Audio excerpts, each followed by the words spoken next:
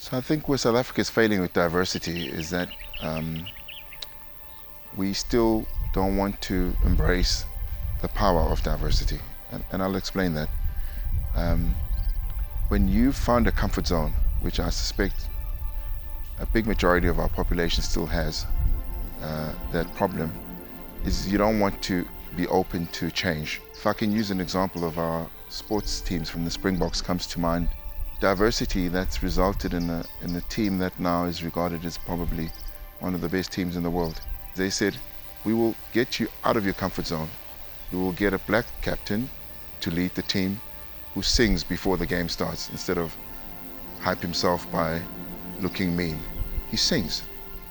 And his teammates are trying to learn the words to these songs that he's always singing.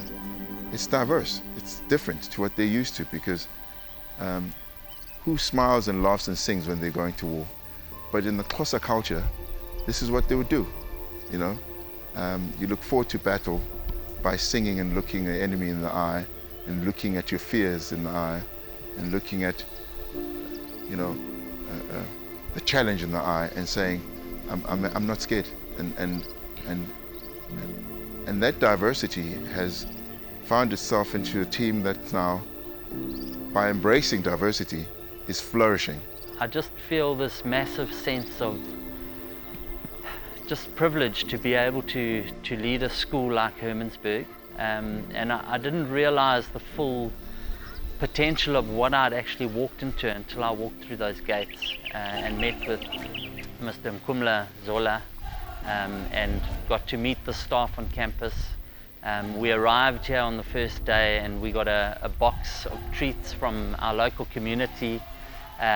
We had German baked breads, jams, firelighters, all sorts of different things were made for us. So it just started from that second that we were here. So when I bought Hermannsburg, the idea was to make sure that we created an environment for everyone to thrive. This is important to me because I'm product of a system that accepted diversity as something that was inevitable. The fact that there's various cultures says a lot about how welcoming and how we can harbor a very accepting culture in Hermannsburg.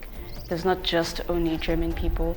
We're very accepting of religions, of various cultures, races, ethnicities, backgrounds. So I think, yeah, it's a very loving atmosphere here at Hermannsburg. My children, for instance, run around this campus. I've got a rule for them. When the sun goes down, they need to be at home. I don't worry about where they are. I don't worry about what's happening to them. And I think that's a very privileged place to be in the world at the moment. And it certainly is sort of reminiscent of how I grew up as a child. And I think to be able to still give that to my own children is just adds huge value. The dream of Hermannsburg is listening to sounds of children smiling and laughing from all different backgrounds, of listening to teachers planning and strategizing and having a great time with their students when they're all from different backgrounds.